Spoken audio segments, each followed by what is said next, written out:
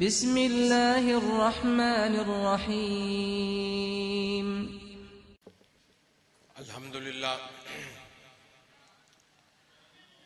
अल्हम्दुलिल्लाह रब्बिल आलमीन वल आक़िबतु लिल मुत्तक़ीन वस्सलातु वस्सलामु अला सय्यदिल अंबिया वल मुरसलीन व अला आलिहि व असहाबिहि व औलियाए उम्मतिहि अजमाइन। अम्मा बादु फ़ऊज़ु बिल्लाहि मिनश शैतानिर रजीम। बिस्मिल्लाहिर रहमानिर रहीम। या अय्युहल्लज़ीना आमनू कुतिबा अलैकुमुस सियाम। सदक़ल्लाहुल अज़ीम व सदक़ रसूलुहुन नबियुल करीमुल अमीन व नहनु अला ज़ालिका लमिनश शाहिदीन वश शाकिरीन वल्हम्दुलिल्लाहि रब्बिल आलमीन। सबसे पहले मैं तमाम आप हजरात का मशकूर हूं कि आप लोग हमारी दावत पर यहां तशरीफ लाए और इस मजलिस को रौनक बख्शी और ऐसी मजलिस को जो कि किसी दुनियावी गर्ज या दुनियावी काम के लिए नहीं सजाई गई, बल्कि महज अल्लाह और उसके रसूल के जिक्र के लिए और लोगों तक उस दीन इस्लाम की चंद बातें पहुंचाने के लिए सजाई गई, जिस दीन के बारे में हम बचपन से जो सुनते हैं कि इस्लाम एक मुकम्मल ज़ाब्ता-ए हयात है। लेकिन हम में से कितने ऐसे खुश नसीब हैं कि जो सिर्फ ये सुनते और कहने से आगे भी कि इस्लाम एक मुकम्मल ज़ाब्ता-ए हयात है, एक प्राइमरी क्लास का बच्चा भी पढ़ता है और सुनता है, और नौजवान भी सुनता है, बुजुर्ग भी सुनता है कि इस्लाम एक मुकम्मल ज़ाब्ता-ए हयात है। सिर्फ सुनने से बढ़कर हम में से कितने ही ऐसे खुश नसीब हैं जो ये सोचते हैं कि हयात क्या होता है और निजाम क्या होता है और ज़ाब्ता क्या होता है और इस्लाम किस तरह ज़ाब्ता है हयात है। क्या कभी हमने कलमा पढ़ लेने के बाद नमाज पढ़ते वक्त सोचा कि नमाज किस तरह ज़ाब्ता हयात सिखाती? क्या हमने रोजा रखते वक्त कभी सोचा कि रोजा हमें कैसे ज़ाब्ता हयात सिखाता है? क्या हमने ज़कात, सदकात और हज को अदा करते वक्त ये सोचा कि किस तरह ज़कात और हज हमें निज़ामे हयात सिखाती, ज़ाब्ता हयात सिखाती? कुरान पढ़ते वक्त हम में से कितने खुशकिस्मत ऐसे इंसान हैं जिन्होंने कभी एक लम्हे के लिए सोचा कि कुरान कैसा हमें निज़ामे हयात बताता है? सियासत करने वालों में से कितने ऐसे खुश नसीब हैं जिन्होंने कभी सोचा कि इस्लाम हमें कैसा निज़ामे हयात बताता है? कॉलेजों में प्रोफेसर और लेक्चर बनने वाले, अदालतों में, अदलिया में बैठने वाले जज, वकालत के फराइज अंजाम देने वाले वकील, जिमींदार, ताजिर, सनतकार, दुकानदार और अल्हम्दुलिल्लाह तमाम ला इलाहा इल्लल्लाह मुहम्मदुर रसूलुल्लाह पढ़ने वाले मुसलमान हैं। उनमें से किस ने सोचा कि जो पेशा मैं इख्तियार कर रहा हूं इस दुनिया में, इस मेरे पेशे को इस्लाम किस तरह रहनुमाई करता है? क्योंकि इस्लाम मजहब तो है नहीं, एक निज़ामे हयात है, एक ज़ाब्ता हयात है। क्या मैं आज अगर कोई तिजारत कर रहा हूं तो क्या वे उस ज़ाब्ते के ऐन मुताबिक है जो कुरान हमें दे रहा है? आज मैं अगर सनतकारी कर रहा हूं तो क्या वो उस ज़ाब्ते के मुताबिक है जो कुरान मुझे देता? आज मैं अगर अदालत के जज के मनसब पर बैठा हूं तो क्या अपने फराइज उस अंदाज से अदा कर रहा हूं जो निजाम इस्लाम हमें देता? क्या आज मैं एक अफसरी के ओहदे पर बैठा हूं तो क्या मैं अपनी उस मुलाजमत को उसके मुताबिक कर रहा हूं जो इस्लाम मुझे एक निजाम हयात देता? कि आज जो सियासतदान हैं उनमें से कितने ऐसे खुशकिस्मत हैं जो ये सोचते हैं कि क्या मैं सियासत उस अंदाज के मुताबिक उन असूलों को मद्देनजर रखकर कर रहा हूं जो इस्लाम हमें देता है ज़ाब्ता हयात की सूरत में। एक बाप, कितने बापों में से कोई ऐसा खुशकिस्मत बाप ये सोचता है कि मैं अपनी औलाद की तरबियत क्या उस निजाम हयात के मुताबिक कर रहा हूं जो इस्लाम मुझे देता? एक घर में बैठा हुआ बंदा आम अपने हमसायों को देखकर, इर्द गिर्द के हालात को मद्देनजर रखकर, हम में से कौन ये सोचता है कि क्या मैं हमसाये के वो हकूक दे रहा हूं जो इस्लाम हमें बताता? क्या हम रिज्क हासिल करने के लिए जब सुबह घर से निकलते हैं तो हम में से कितने खुशकिस्मत और खुशबख्त ऐसे हैं जो ये सोचने पर मजबूर हैं कि मैं रिज्क कमाने के लिए जा रहा हूं, क्या जिस अंदाज से मैं ये रिज्क कमा रहा हूं क्या ये उस निजाम हयात के मुताबिक है जो कुरान हमें देता है? ये एक सोचने वाली बात है और ये एक लम्हाए फिक्रिया है कि हमारे पास निजाम हयात है लेकिन हम निजाम हयात गैरों से सीखने चले हैं। हमारे घरों में निजाम हयात है कुरान की सूरत में और हम चले हैं यूरोप और अमेरिका से निजाम हयात लेने। हमारे घर में कानून शरीयत है, हमारे घर में अदालतों का निजाम कुरान में है, हमारे पास ऐवानों का निजाम कुरान में है, हमारे पास मुआशरे को सही उस्तवार करने का निजाम कुरान में है, हमारे पास एक फलाही रियासत को किस तरह कायम रखना है उसका निजाम कुरान में है, हमारे पास उस फलाही रियासत की क्या खारजा पॉलिसी होनी चाहिए वो निजाम कुरान में है, उस फलाही रियासत की क्या तिजारती पॉलिसी होनी चाहिए वो निजाम कुरान में है, उस रियासत की क्या तालीमी पॉलिसी होनी चाहिए वो निजाम कुरान में है। अलिफ से लेकर एक रियासत को चलाने के लिए, एक घर को चलाने के लिए पूरा का पूरा निजाम हमारे घरों में मौजूद है कुरान की सूरत में और हम निगाह उठाकर बैठे हैं कभी यूरोप की तरफ और कभी अमेरिका की तरफ।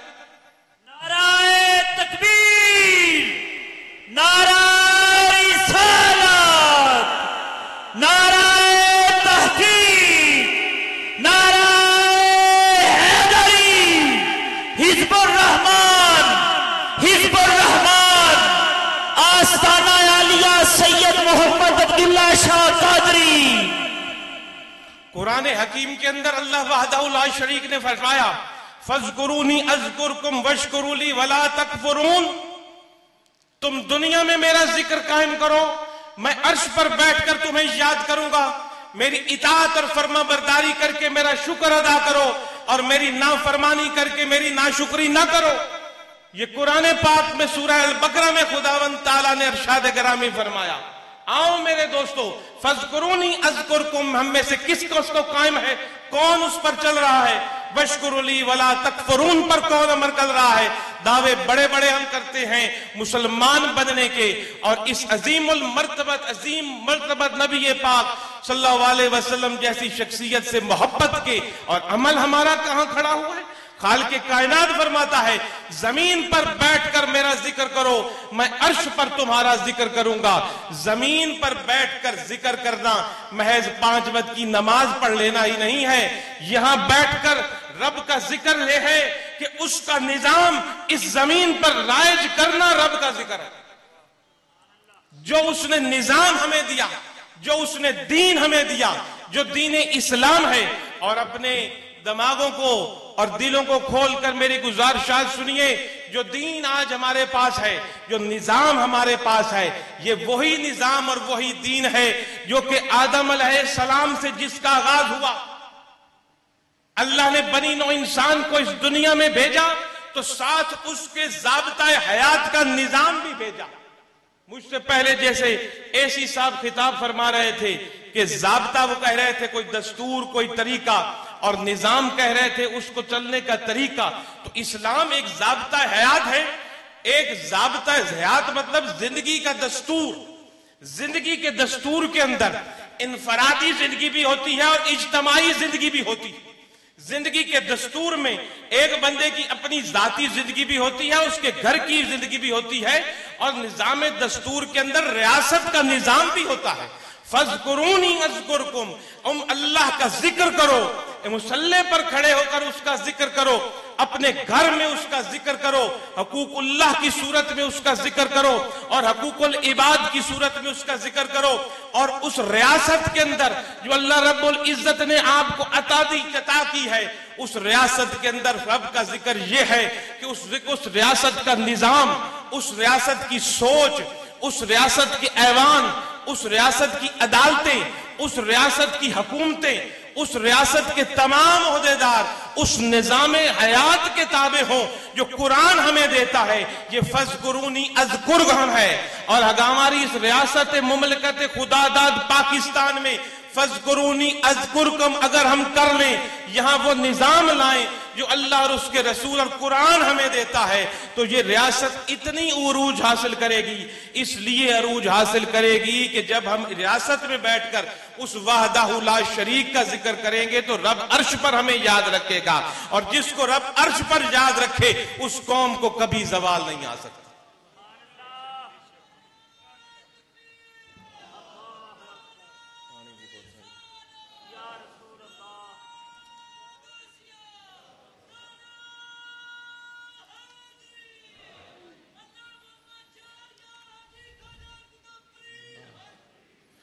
इसलिए मैं आपसे गुजारिश करूं कि ये निजामे हयात इस्लाम, जिसको आप मुकम्मल ज़ाब्ता हयात कह रहे हो, और इस मजलिस का उन्वान भी यही निजामे हयात है, जिसकी वजाहत है कि इस्लाम किस तरह निजामे हयात है, किस तरह ज़ाब्ता हयात है।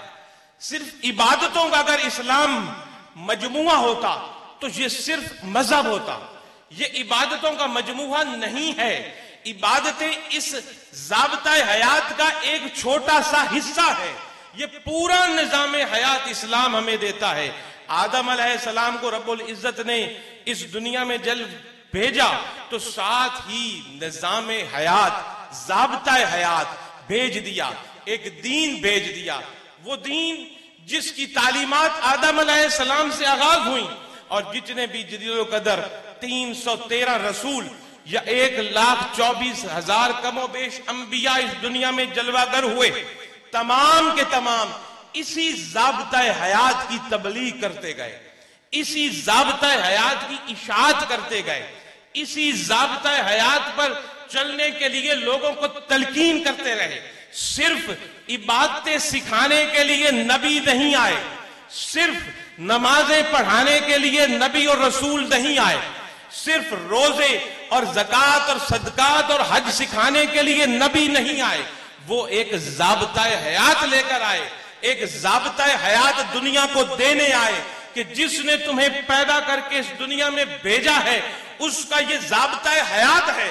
अगर इस ज़ाब्ते से अपनी हयात गुजारोगे तो कामयाब होकर उसकी बारगाह में हाजिर होगे, और इस ज़ाब्ता हयात से अगर उसकी अपनी जिंदगी नहीं गुजार के आओगे तो नाकाम होने की सूरत में उसकी बारगाह में पेश किए जाओगे। अब हमारे हाथ में है कि तालिब इल्म की हैसियत से कामयाब तालिब इल्म बनकर उसकी बारगाह में कल क़यामत के दिन हाजिर होना है, या कि नाकाम तालिब इल्म की सूरत की उसकी बारगाह में हाजिर होना है। उसने ज़ाब्ता हमें दिया, अंबिया हमें दिए उस ज़ाब्ते को सिखाने के लिए।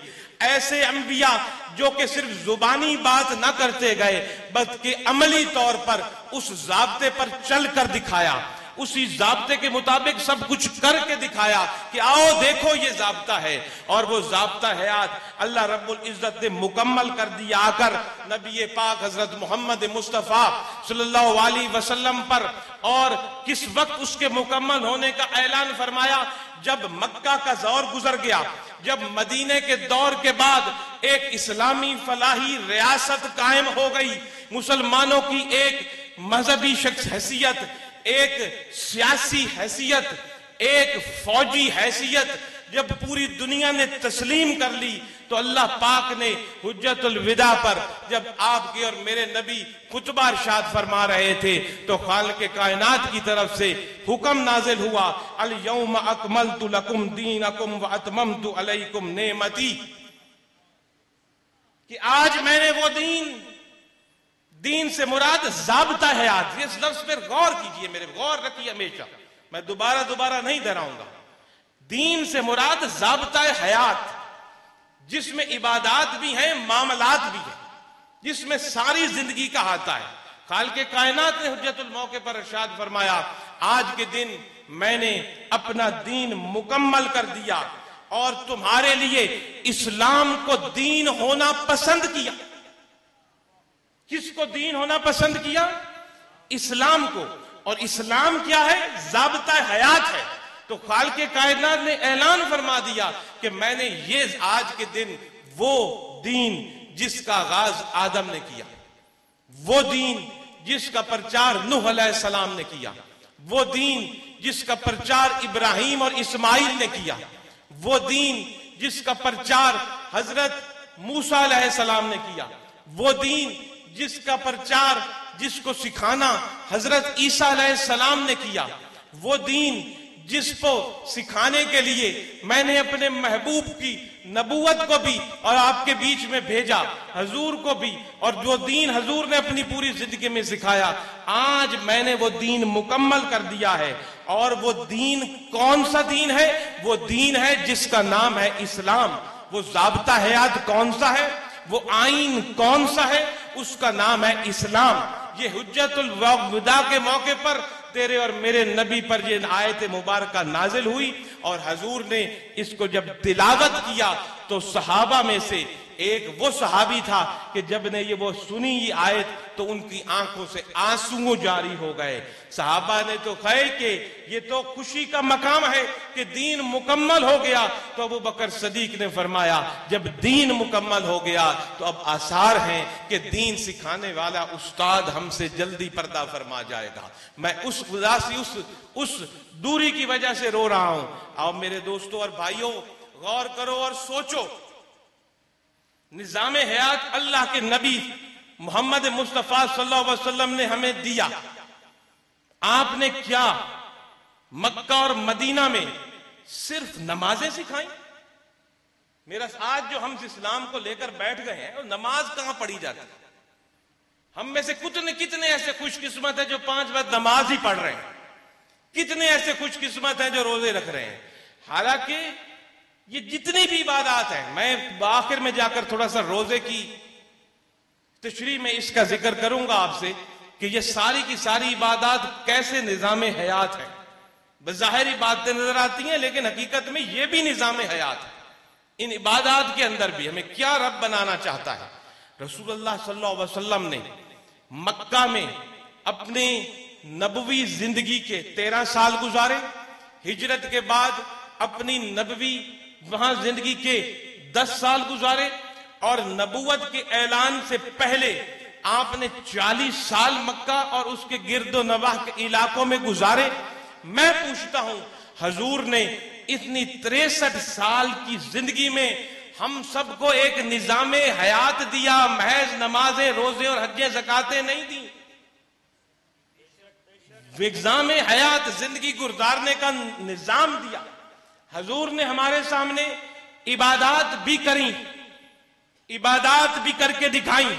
सरकार ने पूरी जिंदगी नमाज भी पढ़ के दिखाई, हमें रोजा भी रख के दिखाया, ज़कात भी अदा करके दिखाई, हज भी आपने अदा करके दिखाया। हजूर ने सच बोलकर भी दिखाया। हजूर ने अमानतदारी किस तरह की जाती है वो भी करके दिखाई। हजूर ने एक शफीक बाप भी बनकर हमें दिखाया। हजूर ने एक फर्मा बरदार बेटा भी बनकर हमें दिखाया। हजूर ने हमें एक बेहतरीन हमसाया भी बनकर दिखाया। हजूर ने हमें मुआशरे का एक बेहतरीन शख्स बनकर दिखाया। हजूर ने हमें फौज का जर्नैल भी बनकर दिखाया। हजूर ने हमें रियासत का सरबराह भी बनकर दिखाया। हजूर ने हमें शौहर भी बनकर दिखाया, हजूर ने हमें भाई भाई भी बनकर दिखाया, हजूर ने हमें माफ कर देने वाला भी बनकर दिखाया। मेरे भाइयों, तमाम का तमाम निजामे हयात क्या है, रसूल पाक सल्लल्लाहु अलैहि वसल्लम ने अपनी सीरत में हमारे सामने रख दिया। वो निजामे हयात चाहे एक इनफरादी बंदे का था, या वो निजामे हयात एक माशरे का था, या वो निजामे हयात एक शहर का था, या वो निजामे हयात एक फलाही इस्लामी मुमलकत रियासत का था।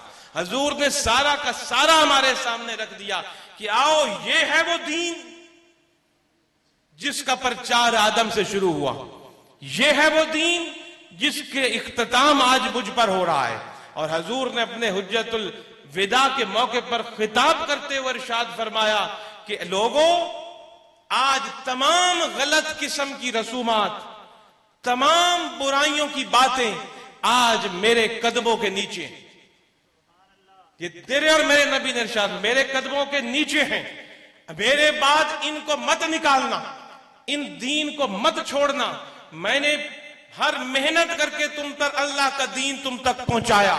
3 मरतबा हजूर ने आसमान की तरफ इशारा किया और फरमाया कि ऐ अल्लाह, गवाह रहना कि मैंने तेरा दीन लोगों तक पहुंचा दिया। और लोगों से भी हजूर ने गवाही ली कि क्या मैंने रब का पैगाम तुम तक पहुंचा दिया। तमाम लोगों ने कहा आपने पहुंचा दिया। उसके बाद हजूर ने आसमान की तरफ इरशाद करके इशारा करके फरमाया, अल्लाह गवाह रहना, गवाह रहना, गवाह रहना। हम दुनिया वालों ने इकरार किया था कि वो निजामे हयात जो आदम से शुरू हुआ वो हम तक पहुंच गया है अल्लाह, और नबी पाक सल्लल्लाहु अलैहि वसल्लम के सामने इकरार किया। कल क़यामत के दिन जब इसी निजामे हयात को हम पसे पुश डालकर गलत तरीकों पर अपनी जिंदगी को गुजारेंगे या गुजार रहे हैं, तो मेरे दोस्तों, कल अल्लाह को हमने भी तो जवाब देना। हम सब ने अल्लाह की बारगाह में खड़े होना है। कोई ऐसा नफ्स नहीं जिसने मौत का जायका नहीं चखना, और कोई ऐसा बाशऊर इंसान नहीं जिसने अपने अमाल का जवाब रब की बारगाह में नहीं देना। और जिन लोगों ने हमारी गवाही देनी है, हमारे आजाद जिस्म के, वो हमारे साथ हैं। देखने वाला जज, जिसको हमने कल अपना केस जिसके सामने हमारा पेश होना है, जज हर जगह पर हमें देख रहा है। और जिन चीजों से गवाही लेनी है, यानी गवाह, ये हाथ, पांव, आंखें, जुबान, कान, वो हम अपने साथ लिए घूमते हैं। जज भी देख रहा है और गवाह भी हमारे साथ है। और फिर भी वो ढीठपन बंदा कि जज के सामने और गवाहों की मौजूदगी में गलत कार्य करता फिरे, और फिर भी उम्मीद करे मैं जी मुसलमान। एक सेंसिबल बात है, सेंसिबल हमारे ईमान का हिस्सा है कि अल्लाह हर जगह पर देख रहा है, अल्लाह की निगाह से कुछ छुपा नहीं। ये ईमान का आगाज है हमारा। जब वो हर जगह देख रहा है, उसकी निगाह से कोई चीज पोशीदा नहीं, तो फिर उसकी नाफरमानी करते वक्त क्या हमें ये यकीन होता है कि वो देख रहा है? अगर ये यकीन होता कि वो देख रहा है तो हम रुकते। जब यकीन नहीं होता कि वो देख रहा है, इसलिए हम नहीं रुकते। तो मेरी गुजारिश है कि ये ज़ाब्ता हयात जो अल्लाह ने हमें दिया, जो कि इस्लाम के रूप में हमें दिया, इसमें पूरा का पूरा दाखिल हमें होने का हुक्म है। या अय्युहल्लज़ीना आमनु दुखुलू फिस्सिल्म काफ़ा, ऐ ईमान वालों दाखिल हो जाओ इस्लाम में पूरे के पूरे। ये नहीं कि नमाज तो पढ़नी है, सच नहीं बोलना, नमाज तो पढ़नी है, ज़कात नहीं देनी, रोजा तो रखना है, झूठ से नहीं रुकना, हज तो करना है लेकिन बदअहदियां करनी है। ये पूरा का पूरा निजामे हयात है भाई। गौर तलब बात यह है कि इस्लाम को हम निजामे हयात नहीं समझ रहे, ये निजामे हयात है। इसीलिए इस मौजू को हमने छेड़ा। और मैं गुजारिश करूंगा जो उलमाए कराम यहां मेरी गुफ्तगू सुन रहे हैं, अल्लाह के वास्ते अपनी मसाजिद के अंदर इस मौजू को छेड़ें, लोगों को समझाएं। भाई ज़ाब्ता हयात एक मुसलमान का ये है, कुरान और रसूल पाक सल्लल्लाहु अलैहि वसल्लम की सुन्नत और सीरत, इसको मुलाहिजा करो, इस पर हमने चलना है। और अपनी रियासत, जिसको आप रियासत पाकिस्तान कहते हो, इस रियासत का निजामे हयात और निजामे दस्तूर सिर्फ और सिर्फ वही दीन है जो हमें मिला है इस्लाम के रूप में।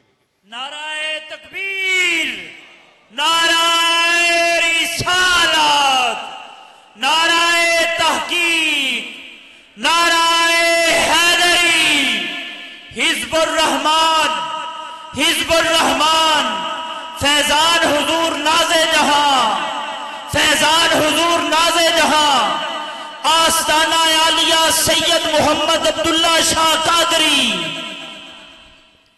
एक चीज की मैं वजाहत करता चलूं, किसी के जहन में अगर यह बात आए कि मैं ये जो निजाम की बात कर रहा हूं कि शायद मैं रियासत पाकिस्तान में बगावत की बात कर रहा हूं या रियासत पाकिस्तान के आइन के खिलाफ बात कर रहा हूं या रियासत पाकिस्तान के जो निजाम राइज है, जिसको आप 1973 का आइन कहते हो, उसके खिलाफ मैं बात कर रहा हूं, तो उसकी 2 मिनट में मैं वजाहत कर दूं।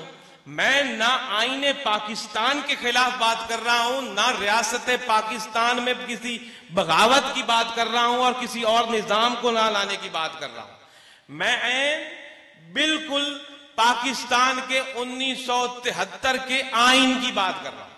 और आज भी मैं ये बात कर रहा हूं कि 1973 का आइन मनोअन अपनी तमरूह के साथ इस मुल्क में आप नाफिज कर दीजिए।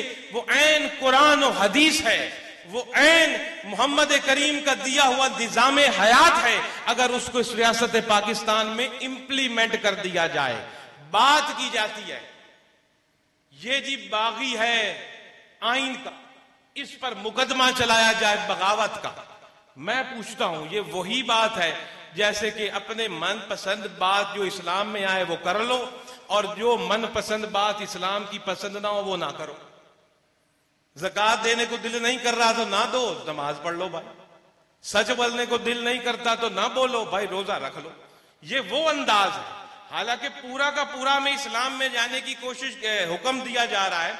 और ये मैं वजाहत इसलिए कर रहा हूं कि शायद किसी के जहन में ये बात उतरे कि मैं रियासत पाकिस्तान के अंदर किसी और रियासत की बात करने जा रहा हूं, कि वो इस शख्स से बाहर आ जाए। क्योंकि कई किस्म के लोग होते हैं, कोई प्रेस के लोग भी बैठे होते हैं, उस बात को उछाल देते हैं। मैं कह रहा हूं 1973 का पाकिस्तान का आइन मनोअन इस मुल्क में अपनी रूह के साथ नाफिज कर दिया जाए। वो वही आइन है जो मुस्तफा करीम ने हुज्जतुल विदा पर हमें दिया था। कोई उलझाव की बात ही नहीं है।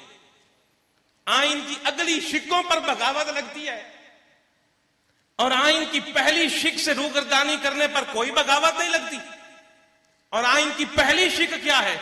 आइन की पहली शिक है कि इस रियासत खुदादाद पाकिस्तान में कोई कानून कुरान और हदीस और सुन्नत के खिलाफ नहीं बनेगा। ये आपका 73 की आइन की पहली शिक है कि रियासत पाकिस्तान के अंदर कोई कानून साजी कुरान और सुन्नत के खिलाफ नहीं होगी, कोई कानून कुरान और सुन्नत के खिलाफ नहीं बनेगा, कोई अदालती फैसला कुरान और सुन्नत के खिलाफ नहीं आएगा, कोई असेंबली की किरारदाद किसी भी असेंबली की कुरान और सुन्नत के खिलाफ नहीं आएगी। ये रियासत पाकिस्तान के आइन 1973 की पहली शिक है। इसका इंप्लीमेंट कहां हो रहा है? किसी पर बगावत की बात कभी लगी?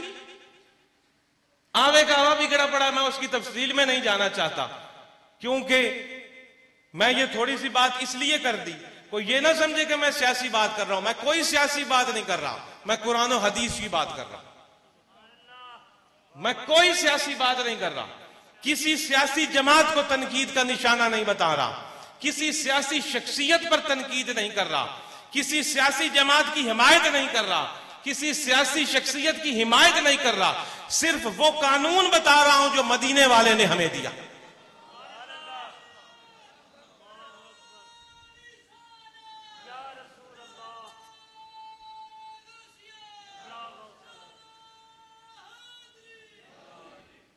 हम मुसलमानों के लिए एक ही रियासत नमूना है और वो है रियासत मदीना मुनव्वरा। जो तेरे और मेरे नबी ने कायम की और उसके अंदर जो इंप्लीमेंट आपने फरमाए, जो कानून साजी की, जिस असूलों पर आपने वो रियासत चलाई, जिस असूलों पर आपने वहां हुकूमत की, उन्हीं असूलों की पैरवी करते हुए खुलफा राशिदीन ने जिस तरह हुकूमत की, उन्हीं असूलों पर चलते हुए खुलफा राशिदीन ने दुनिया भर में फतूहात की, दुनिया भर में आपने जनाब दुनिया भर में पहुंचे, यूरोप तक पहुंचे, कहां कहां पहुंचे। उसी इस्लामी फलाही रियासत मदीना मुनव्वरा जिसमें कि इसी निजाम हयात के तहत खुलफा राशिदीन ने अपने दौरे हुकूमत में पुलिस का निजाम कायम किया, फौज की छावनियां बनाई, आइन बनाए गए, कानून बनाए गए, मसाजिद बनाई गई, मसाजिद के इमाम मुकर्रर किए गए, तरीके वज़ा किए गए, एक एक चीज की सरकारी माल को अलग किया गया, जाती माल को अलग किया गया, सरकारी सवारियां बनाई गई, घोड़ों पर मोहरें लगी हुई होती थी बाकायदा रियासत मदीना के अंदर कि ये गवर्नमेंट का घोड़ा है, जैसे कि आजकल गाड़ियों पर लगी हुई होती हैं। रियासत मदीना में बाकायदा मोहरें होती थी घोड़ों पर, सरकारी के घोड़ा है। छावनियां बनाई गई, डाक के सिस्टम कायम किए गए।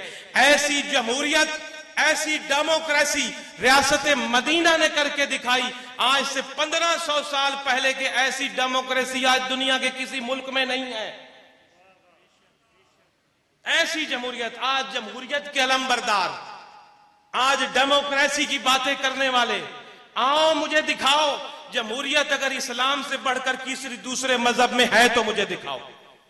अगर जमहूरियत इस्लाम के अलावा किसी और मजहब में है तो मैं देखने के लिए तैयार हूं कहां है। अगर रियासत मदीना जिन जमहूरी असूलों को सामने रखकर चलाई गई थी, अगर वो जमहूरी असूल आज किसी और मुल्क ने अगर खुद ब खुद बना लिए हैं तो मैं नहीं मान सकता। उसी रियासत मदीना से पॉइंट्स लेकर हर किसी ने अपनी रियासत को रियासत बनाने की कोशिश की है जमहूरियत की। आओ बाज लोग बात करते हैं अदलो इंसाफ की। चंद दिन पहले वुकला के कन्वेंशन से मैंने खिताब किया, मैंने उनसे गुजारिश की कि आप जो अदल की आज बातें कर रहे हैं, आज जो आप ह्यूमन राइट्स की बातें कर रहे हैं, मुझे बताओ कौन सा ह्यूमन राइट था जो उमर फारूक ने अपने दौरे हुकूमत में करके नहीं दिखाया? कौन सा ऐसा ह्यूमन राइट्स था जिसकी अली मुर्तजा ने मुखालफत की? कौन सी ऐसी इस्लाहात है जिसको आप जमहूरियत कहते हो वो उस दौर में नहीं थी, बल्कि जमहूरियत तो थी ही उस दौर में। यहां तो नजर ही कुछ नहीं आता। जहां अमीरुल मोमिनीन उमर फारूक रदी अल्लाह तआला अन्हु जब अपना जाती काम करे तो अलमारी से वो चिराग उठाकर लाए जिसमें तेल जाती पैसे से डला हुआ है, और जब जाती काम खत्म हो जाए तो अलमारी से वो चिराग उठाकर लाए जिसमें तेल सरकारी खजाने से डला हुआ है। लाओ ऐसी जमहूरियत कहीं है तो दिखाओ, ऐसी डेमोक्रेसी अगर कहीं नजर आ रही है आपको तो। इंसाफ की बात करते हो, जहां अमीर और गरीब को इंसाफ, जहां बड़े खानदान और छोटे खानदान की कोई हैसियत ही नहीं।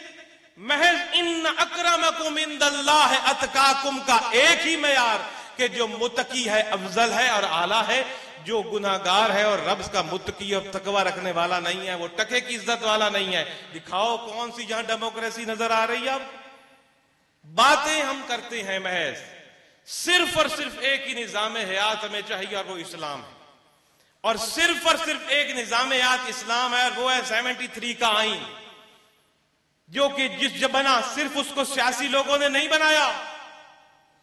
73 के आइन की तारीख पढ़ो, जमात अहले सुन्नत पाकिस्तान, शाह अहमद नूरानी, मुफ्ती महमूद साहब और जो बाकी और जय्यद उलमा, इन लोगों का किरदार था उस आइन को निजाम इस्लाम के ज़ाब्ता हयात के मुताबिक लाने का।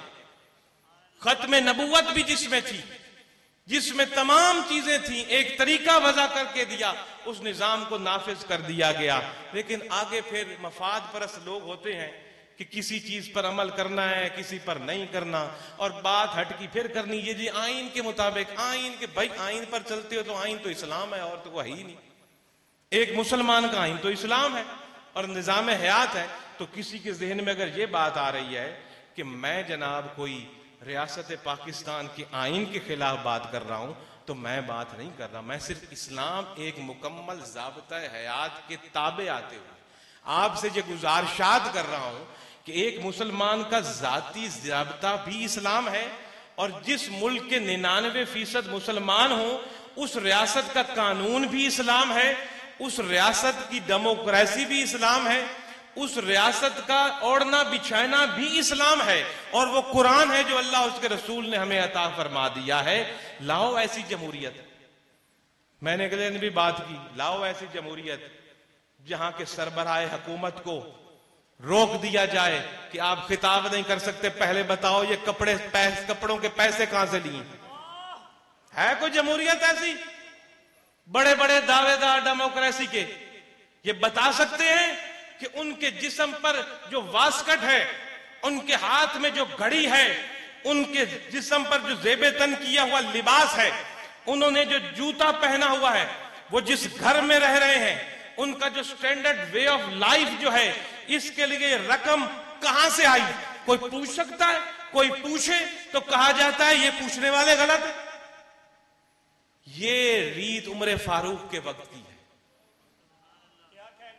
हजूर हजरत उमर फारूक रदी अल्लाह ताला अन्हु एक चीफ गेस्ट थे एक तकरीब के अंदर बहैसियत सरबराह हुकूमत। जब आप खिताब करने के लिए उठे, जैसे कि मुझे मदू किया गया, जब हजूर उठे तो एक आम गरीब सा आदमी पीछे से उठा। आज आम गरीब आदमी तो शायद सरबराह हुकूमत तक पहुंचने की हिम्मत नहीं है, या पहुंचने को ही देता, और दावे जमहूरियत के हैं। उसने कहा, हजूर आप हमें तकरीर खिताब नहीं कर सकते, पहले मुझे यह बताया जाए कि आपने जो कपड़े पहने हुए हैं इसके पैसे कहां से आए, कि आपका कद लंबा है, आपने जो कुर्ता सिलवाया हुआ है ये एक उस सूट से नहीं बन सकता जो सरकारी खजाने से आपको मिला है, आपने किसी दूसरे का हक खाकर सूट लिया है, जिससे आपने ये सूट पहना है, आप हमें हुकूमत करने के अहल नहीं है। तो हजरत उमर फारूक रज़ी अल्लाह ताला अन्हु ने, आपने फरमाया ठहरो भाई, आपने अपने बेटे को वहीं बुलाया, वहीं सफाई दी।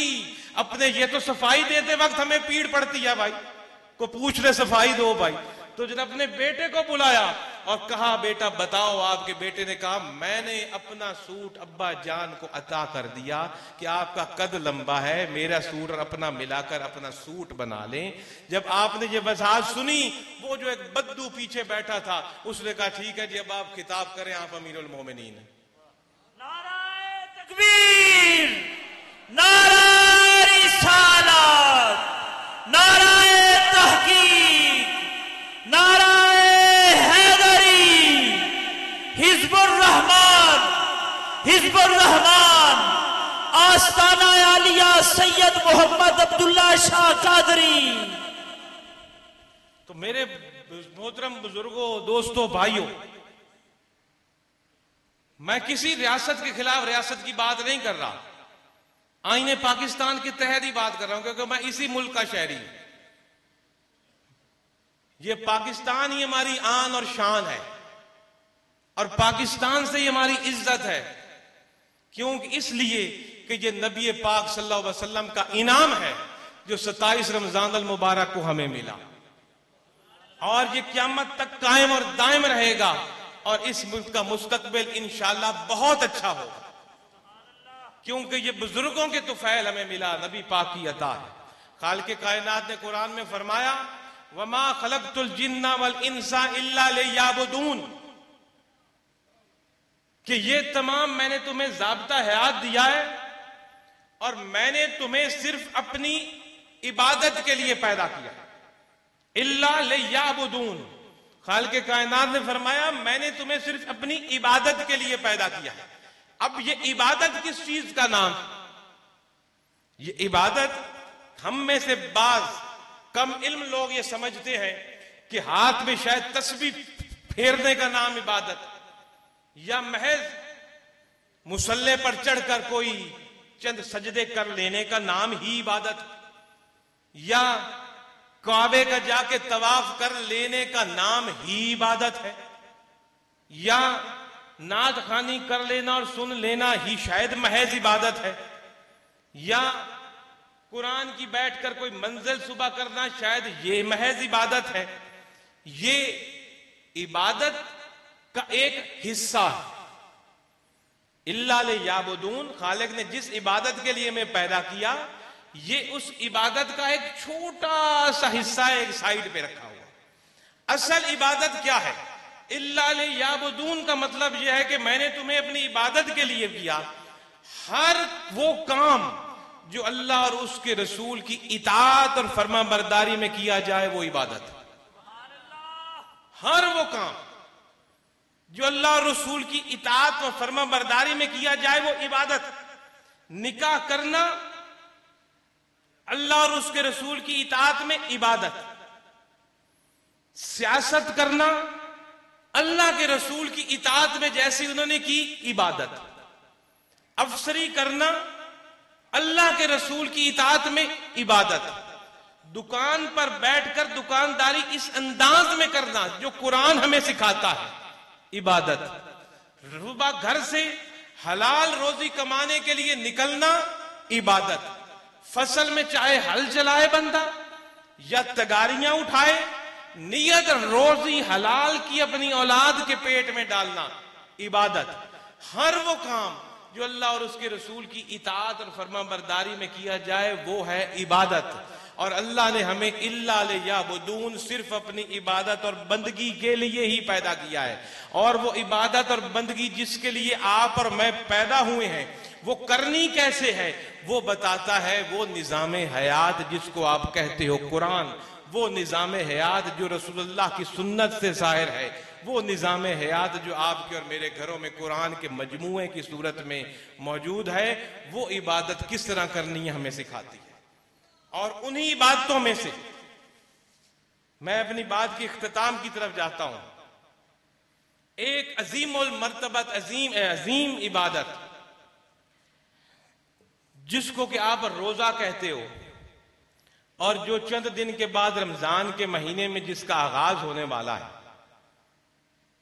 एक ये इतनी अजीम इबादत है। इसमें हकूकुल्लाह भी हैं, हकूकुल इबाद भी हैं। और ये इतनी अजीम इबादत है कि जो बंदे को इतना खूबसूरत बना देती है, ऐसा खूबसूरत बनाती है कि अगर वो किसी गैर मुस्लिम के सामने रखा जाए उस बंदे के किरदार को, तो उस बंदे को किरदार को देखकर ही कलमा पढ़ ले। रोजा महज रोटी और पानी छोड़ देने का नाम है। मदीना मुनव्वरा में जाकर रोजे की फर्जियत हुई।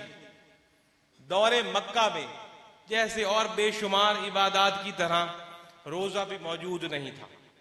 मुहर्रम के रोजे रख लिए जाते थे इसकी फर्जियत से पहले, बाकी अयाम के रोजे होते थे, चांद की कुछ तारीखों के रोजे होते थे जो कि सुन्नत है रखना, हजूर रखा करते थे। लेकिन जब रमजानुल मुबारक की फर्जियत आई तो वो तमाम ये रोजा रमजान का रोजा उन तमाम रोजों से अफजल और आला करार दे दिया। नफली कोई इबादत किसी फर्ज इबादत के बराबर नहीं पहुंच सकती। नफली कोई रोजा आप जितना मर्जी साल हर साल रखते चले जाएं, उनका अजर सवाब रमजान के रोजे के 1 मिनट के भी बराबर नहीं आ सकता। नफली नमाजें आप जितनी पढ़ते चले जाएं, उनका सवाब किसी फर्ज नमाज की 1 रकत के बराबर भी नहीं आ सकता। यह बड़ा एक और अलमिया है कि ईद भी फर्ज नहीं है और नमाज जनाजा भी फर्ज नहीं है, लेकिन इसके मुकाबले में 5 वक्त की नमाज फर्ज ऐन है। यहां मेरी आंखों ने यह भी मुशाहिदा किया है कि ऐसे ऐसे बड़े बड़े लोग जो कि 5 वक्त नमाज के भी पाबंद नहीं होते, मस्जिद में नहीं घुसते, उनको पीड़ पड़ती है। और ऐसे ऐसे लोग 5 वक्त की नमाज पढ़ने की तौफीक नहीं, ईद हो तो पहली सफ में आए हुए होते, हालांकि ईद तो फर्ज ही नहीं है। और अगर जनाजा कहीं आ जाए तो जनाब नमाज जनाजा पढ़ने के लिए और उसको लमियत को कंधा देने के लिए वो जनाब आगे आगे होते हैं, हालांकि वो तो फर्ज कफाया है, फर्ज है ही नहीं। फर्ज नमाज तो तू अगर पढ़ी नहीं तूने तो कौन सा फर्ज कफाया अदा करने चला है तू? पूरे मजमे में से, पूरे देहात में, पूरे बस्ती में, पूरी आबादी में एक बंदा भी अगर जाके नमाज जनाजा पढ़ दे तो पूरी बस्ती की तरफ से वो फर्ज अदा हो जाता है। लेकिन नमाज कोई किसी की नहीं पढ़ सकता, हर किसी को खुद अदा करनी पड़ती है। ईद की नमाज भी वाजिब है, वो मुसाफिर अदा नहीं करते ईद की नमाज, लेकिन ये 5 वक्त की नमाज मुसाफिर पर भी फर्ज है। जो लोग हज करने जाते हैं, हाजी भी ईद की नमाज नहीं पढ़ता क्योंकि वो मुसाफिर होता है, वो हज के जो फराइज हैं सुनते हैं उनमें मसरूफ होता है। ईद मक्का में भी मकामी लोग बनते हैं, जो हज के इरादे से घर से किया हुआ है वो भी ईद नहीं पढ़ता।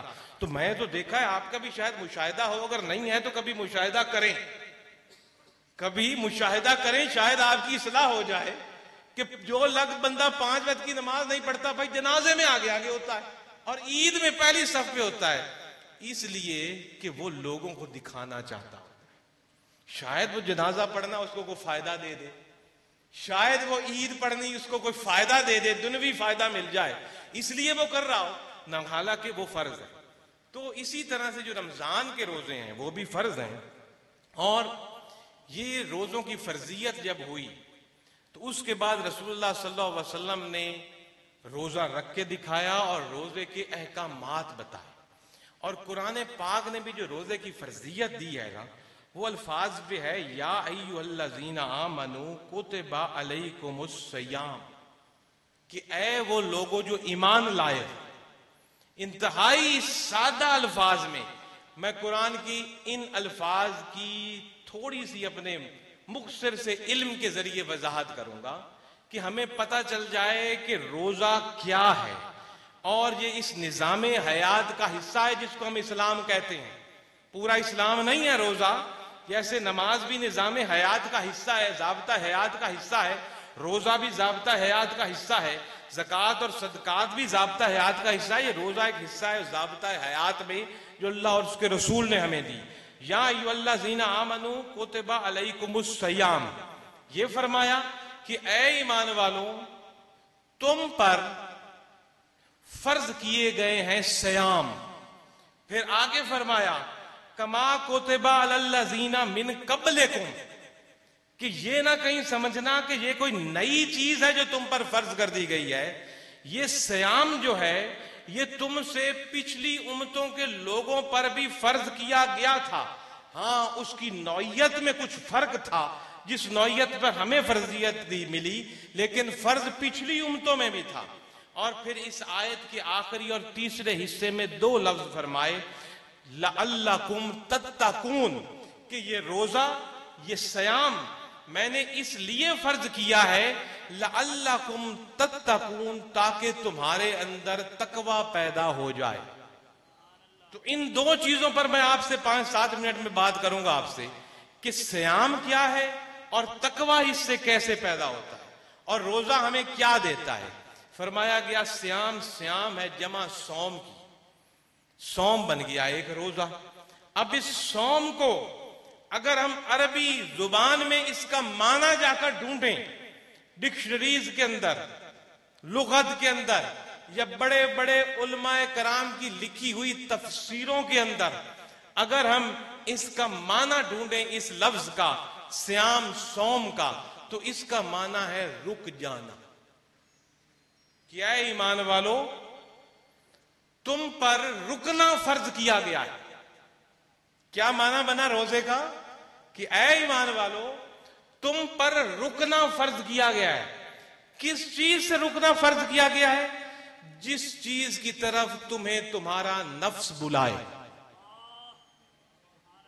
जिस चीज की तरफ तुम्हें तुम्हारा नफ्स बुलाए उससे रुक जाओ, सुबह सादिक से लेकर गरूब आफताब तक।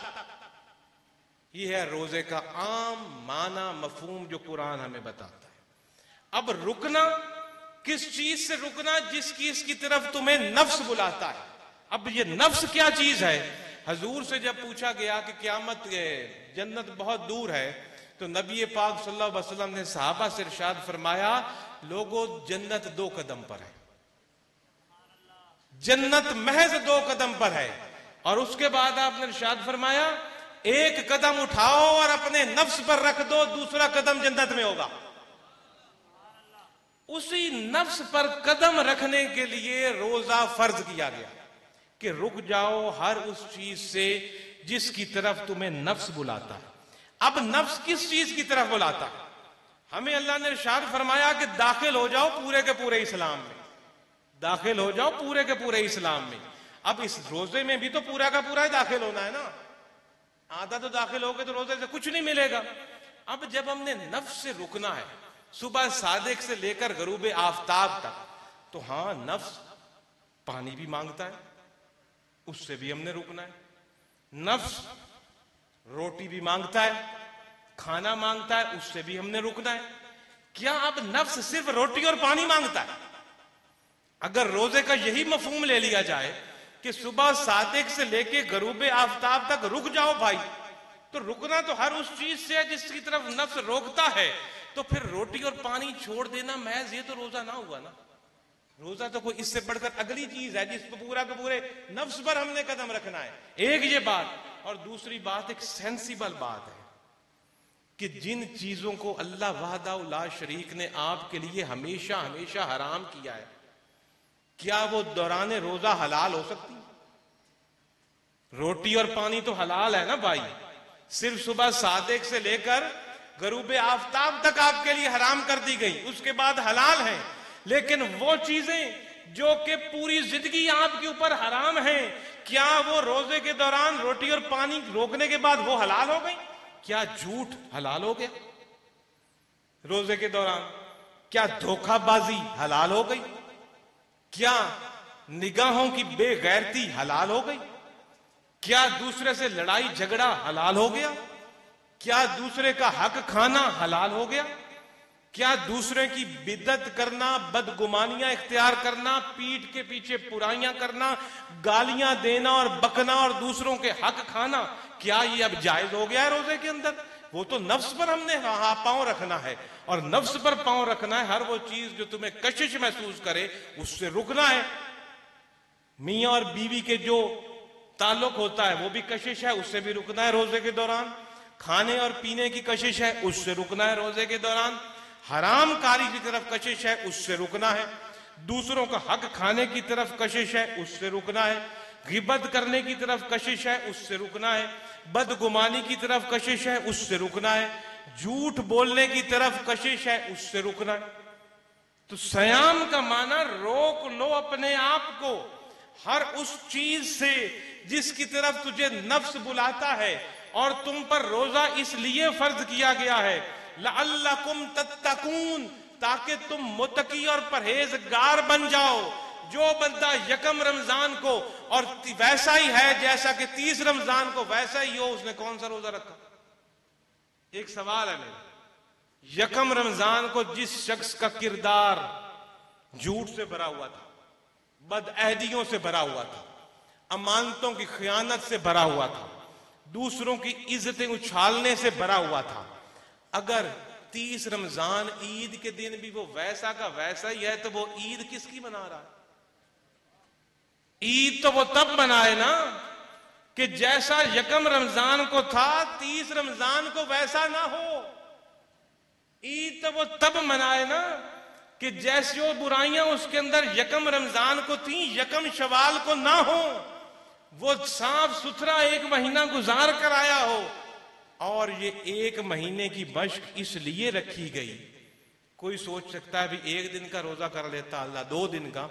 ये एक महीने की मश्क इसलिए रखी गई कि जब एक महीना तुम मुकम्मल तकवे के साथ गुजारोगे, एक महीना पूरा अल्लाह की इताअत में गुजारोगे, झूठ, बदअहदी, बदगुमानी, हरामकारी, जना की गांव उड़ानी, हर चीज, इस तमाम से जब सुबह से लेकर शाम तक बचते रहोगे पूरी एक महीना, तो एक महीने के बाद कोई एक महीने का असर आगे चंद महीनों तक तो जाएगा ना।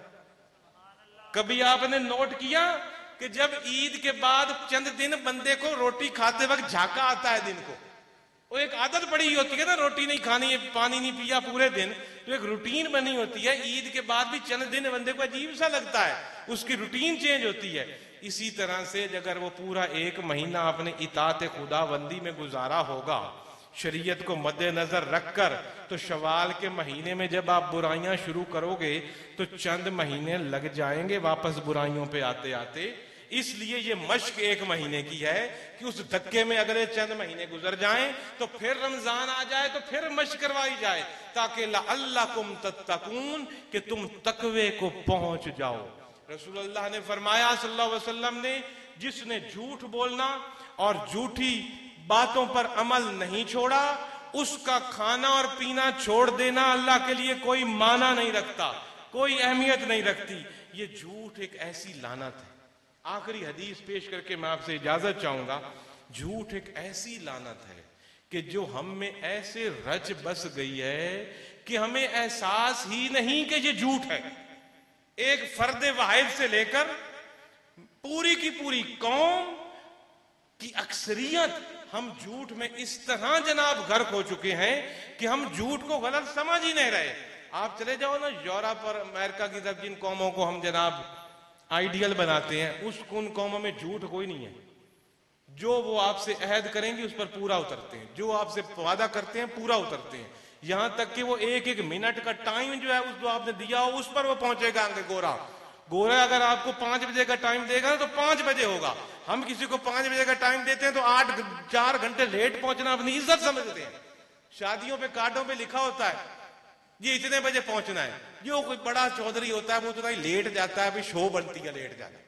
तो वो जो बड़ी अजमतों वाली जिनको हम कौमें कहते हैं वो वक्त की पाबंद है। झूठ के बारे में हुजूर सल्लल्लाहु अलैहि वसल्लम के पास एक बंदा आया। ये आखिरी वाकया अर्ज करके मैं आपसे इजाजत चाहूंगा। असर का वक्त करीब है, वो मुसलमान होने के लिए, और उसने आकर अर्ज की, हुजूर मैं आपके हाथ पर कलमा पढ़ता हूं, पढ़ने आया हूं, आपको अल्लाह का रसूल, अल्लाह को वहदा ला शरीक तस्लीम करने के लिए आया हूं, लेकिन मेरे अंदर 4 ऐसी बीमारियां हैं जो कि मुझसे छूटती नहीं।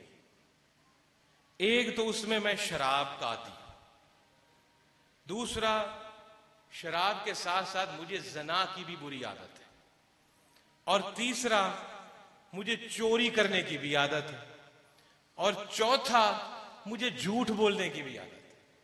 अब मैं आज आपके हाथ पे इस्लाम कबूल कर रहा हूं, मुसलमान हो रहा हूं, तो मुझ पर मेहरबानी ये कीजिए कि एक साथ मुझसे ये चारों नहीं छूटेंगी। भाई जैसे भी थे वो लोग थे सच्चे किसी हद तक। हम तो झूठ बोल के कहते हैं सच बोल रहे हैं, स्टेजों और मिंबरों पर खड़े होकर झूठ बोलते हैं सीना तान के, पता होता है झूठ बोल रहा हूं फिर भी कहते हैं हम सच्चे हैं। अब उसने कहा जी चोरी, जना, शराब और झूठ, इन 4 में से ये 4 की 4 मुझसे नहीं छूटती, मेहरबानी करें मुझे इतनी इजाजत दे दे, एक मैं छोड़ देता हूं आपके कहने पर, बाकी 3 मुझसे होती रहे। ये आपके है ऊपर हुजूर, आप मुझे फरमा दें इन 4 में से मैं कौन सी एक छोड़ दूं। मैं कोशिश करूंगा कि वो एक छूटे, उसके बाद फिर देखेंगे आगे क्या होता है। अब आप हुक्म सादर फरमाएं, क्या मैं शराब पीना छोड़ दूं, जना करना छोड़ दूं, चोरी करना छोड़ दूं, कि झूठ बोलना छोड़ दूं? अब तमारे सहाबा जो मस्जिद नबवी में बैठे मौजूद थे वो तमाम मुतवज्जे हुए, क्योंकि ये सारे काम ऐसे थे जिनको कि इस्लाम ने बड़ी सख्ती के साथ ममनू किया हुआ था। शराब भी सख्ती के साथ, जना भी सख्ती के साथ, चोरी भी सख्ती के साथ, झूठ बोलना भी सख्ती के साथ, तमाम चीजें ममनू हैं। तो हुजूर कौन सी ऐसी चीज इससे छुड़वाते हैं और बाकी 3 को करने का इख्तियार देते हैं? एक तो ये सुनिए, तेरा और मेरा नबी बाइख्तियार था, कोई बेइख्तियारा नबी नहीं था। आज के किसी मुफ्ती के पास ये मसला जाता तो वो कहता भाई 4 छोड़ी पड़ेगी, भाई 4 हराम है, 4 छोड़ी पड़ेगी। ये अल्लाह के रसूल की शान थी, उनको इख्तियार था। जैसे वो रोजे वाला वाकया, उसमें भी मैं नहीं जाता, उसका कफारा वो खजूरें उसको कहीं तू ही खा ले, कफारा हो जाएगा रोजा तोड़ने का। भाई आज का कोई मुफ्ती नहीं कर सकता, कोई पीर, कोई अब्दाल, कोई गौस के बस की बात नहीं है। ये हुजूर की बस की बात थी कि रोजा तोड़ने वाले आया कि मुझसे रोजा टूटा है। हजूर ने फरमाया भाई तू जाके 60 रोजे रख। उसने कहा हजूर अगर एक तो रखा नहीं गया 60 कैसे रखूं, मुझसे ये नहीं होगा। तो हजूर ने कहा फिर इस तरह कर, गरीबों को 60 को खाना खिला या 60 को गुलाम को आजाद कर। उसने कहा भाई मेरे पास तो पैसे हैं कोई नहीं, खुद खाने के तो 60 लोगों को कहां से खाना खिलाऊं, को मेहरबानी करें। हजूर ने कहा भाई बैठ जाओ। थोड़ी देर के बाद एक शख्स खजूर का टोकरा लेकर आया। वो हजूर ने कहा वो किधर है भाई जो रोजे का कफारे वाला जहां बैठा था। तो हजूर ने फरमाया जाओ ये खजूरें गरीबों में बाहर जाके बांट दो, तुम्हारे रोजे का कफारा हो जाएगा।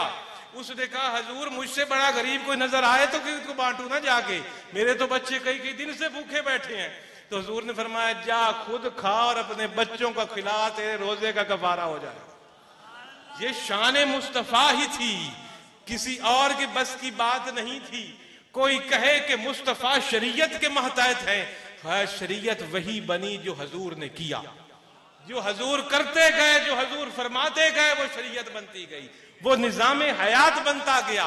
जो हजूर ने फरमाया, जो हजूर ने करके दिखाया, वो ज़ाब्ता हयात बनता गया। अब उसने भी ये जब बात की, तमाम सहाबा जनाब सबके कान खड़े हो गए, भाई अब ये चारों की चारें चीजें हराम है।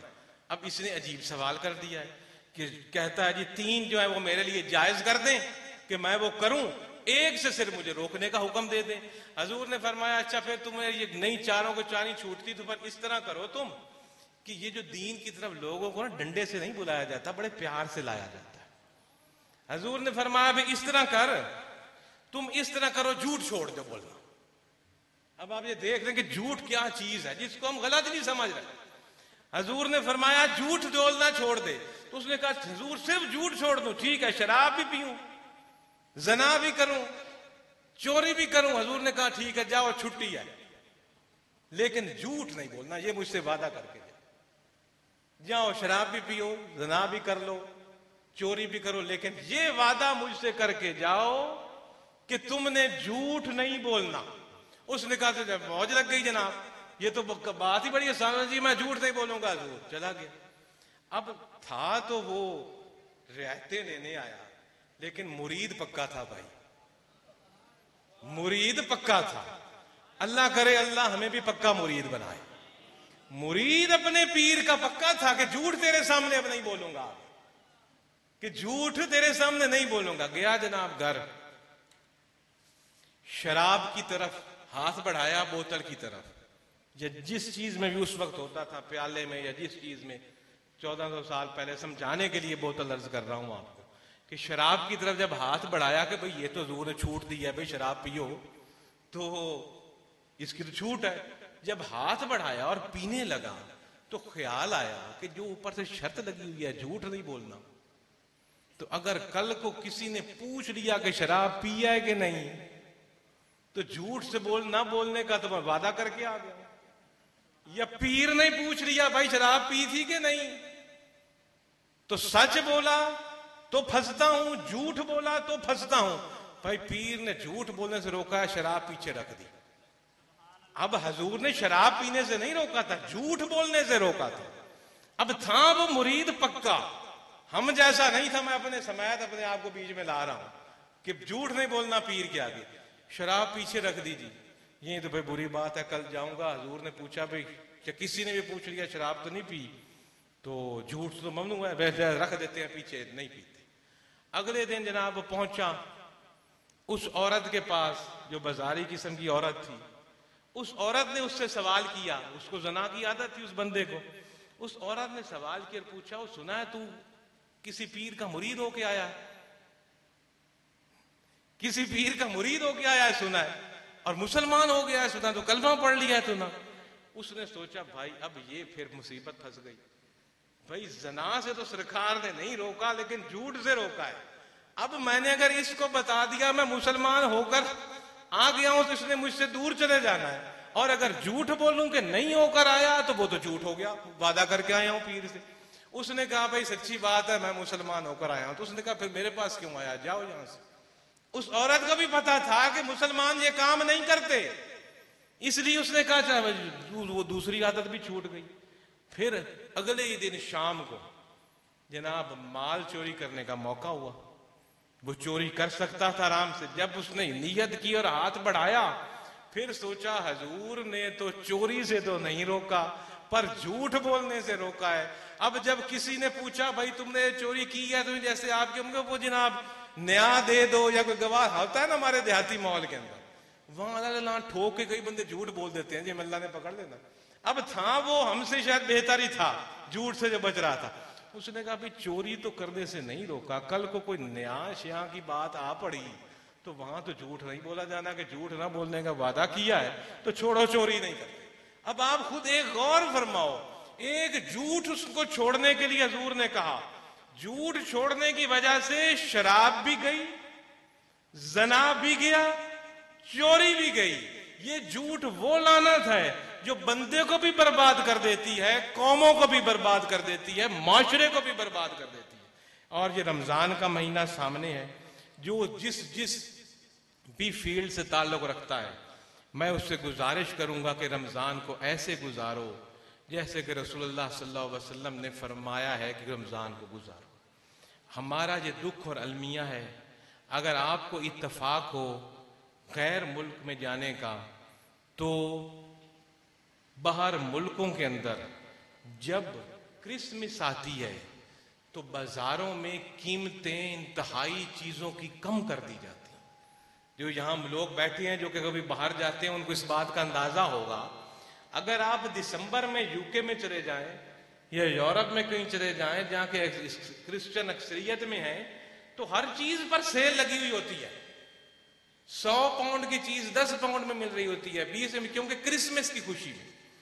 और एक जी हम हैं कि रमजान आने से कुछ महीने पहले जखीरा अंदोजी शुरू कर देते हैं कि वो चीजें रमजान में महंगी बेचेंगे। अब मुझे बताएं, खजूर का भाव रमजान में ज्यादा होता है कि बाकी महीनों में ज्यादा होता है? खजूर महंगी, शरबत महंगी, समोसे पकौड़े महंगे, हर चीज रमजान में महंगी हो जाती है। ये तो हमारे ईमान की हकीकत है। वो रमजान में चीज महंगी करने वाला भी बड़ा जनाब अगली सफ में आगे तरावीह पढ़ता होगा, वो किस बात की? लोगों को तो जनाब तूने ये तमाशा किया है। तो मेरे भाइयों, ये निज़ाम ज़ाब्ता हयात है। ये जो रोजा है ये हमें मुत्तकी बनाना चाहता है, परहेजगार बनाना चाहता है। तो आने वाले चंद दिनों में जो रमजान आ रहा है, अल्लाह हमें तमाम रोजे के तमाम लवाजमात को मद्देनजर रखते हुए रोजा रखने की तौफीक अता फरमाए, और हमें ईद के दिन तमाम बुराइयों से पाक कर दे।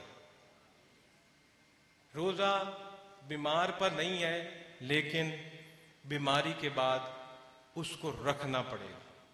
अगर ऐसी बीमारी है जो कि सही नहीं होने वाली और उससे उसकी मौत वाक़या हो सकती है, तो फिर वो रोजे का फिदिया देना उस पर लाजमी है। दौरान सफर रोजे की फर्जियत नहीं है, लेकिन वो सफर जो कि आप एयर कंडीशन कार में बैठकर या एयर कंडीशन जहाज में बैठकर कर रहे हैं, उसमें रोजा रख लिया जाए तो वो कहीं बेहतर है कि आप छोड़कर बाहर कजा दें, क्योंकि ऊंटों और घोड़ों का तो सफर है नहीं। 50-60 किलोमीटर के लगभग का ये सफर है जिस पर के रोजे की छोड़ने की सहूलत मिल जाती है, लेकिन वे उस वक्त में घोड़ों और ऊंटों के हिसाब से था। आज तो 50 किलोमीटर का सफर आप 25 मिनट में कर लो, जहाज में चढ़ो तो 2 मिनट में, 1 मिनट में हो जाता है। अगर रोजा रख लिया जाए तो बेहतर है, अगर कोई नहीं रखता तो वो उसकी कज़ा उसको देनी पड़ेगी। तो इन तमाम चीजों को मद्देनजर रखते हुए ईद का दिन अल्लाह हमारे लिए वाकई ही ईद का दिन बनाए कि हम वैसे ना हों जैसे रमजान से पहले थे, और अल्लाह ताला हमें दीन इस्लाम की सूझबूझ अता फरमाए। हमें इस ज़ाब्ता हयात को अपने हयात के हर शोबे पर लागू करने की तौफीक अता फरमाए। हमें कुरान को समझने की तौफीक अता फरमाए। हमें अल्लाह के रसूल सल्लल्लाहु अलैहि वसल्लम के फरामीन को असल रूह के साथ समझने की तौफीक अता फरमाए। अल्लाह रब्बुल इज़्ज़त हमें दीन इस्लाम की इशाअत और तबलीग की तौफीक अता फरमाए। जिसको जितना जितना मालूम है वो आगे तक पहुंचाए। यही इशाअत और तबलीग है दीन इस्लाम की। जो कुछ मैंने आपसे टूटी फूटी गुजारिशात की, आप पर ये फर्ज आयद होता है अब कि अगर मेरी कोई बात आपको अच्छी लगी है तो उसको आगे पहुंचाएं। ये हर मुसलमान पर फर्ज है। इसी तरह वो बात चलती चलती दूर तक पहुंच जाती है, तो और मुमकिन है कि बराह रास्त सुनने वाला से ज्यादा आप जिसको वो बात करेंगे जाके वो शायद अच्छा अमल कर ले। रसूलुल्लाह सल्लल्लाहु अलैहि वसल्लम ने फरमाया, अल्लाह ताला उसको शाद और आबाद रखे जो मेरी बात सुने और आगे पहुंचाए।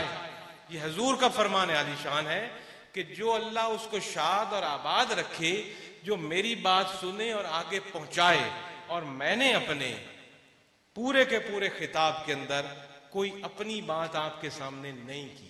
जो भी बात की रसूलुल्लाह की। इसमें से आपको जो पसंद आए उसको आगे पहुंचाएं ताकि ये दीन हमारा फैले फले फूले। बच्चों को पहुंचाएं, औरतों को पहुंचाएं, अपने दोस्तों अहबाबों हमसायों तक पहुंचाएं, ताकि मिल बैठकर हम अपने इस माशरे को खूबसूरत माशरा बना सकें, अपने इस रियासत को खूबसूरत रियासत बना सकें। अल्लाह ये छोटी सी कोशिश जो हमारे लोगों ने की कि आप तक अल्लाह और उसके रसूल का पैगाम पहुंचाया जाए, इसको कबूल फरमाए। और अल्लाह हमें आइंदा जिंदगियों में भी ऐसी और मजलिसें मुनक़िद करने की भी तौफीक अता फरमाए और आपको ऐसी महफिलों में बैठने की, सुनने की भी तौफीक अता फरमाए, वहां से सीखने की तौफीक अता फरमाए और फिर उस बात को आगे पहुंचाने की तौफीक अता फरमाए। अल्लाह हम सब का हामी और नासिर हो। व आखिर दावाना अनिल हम्दुलिल्लाहि रब्बिल आलमीन।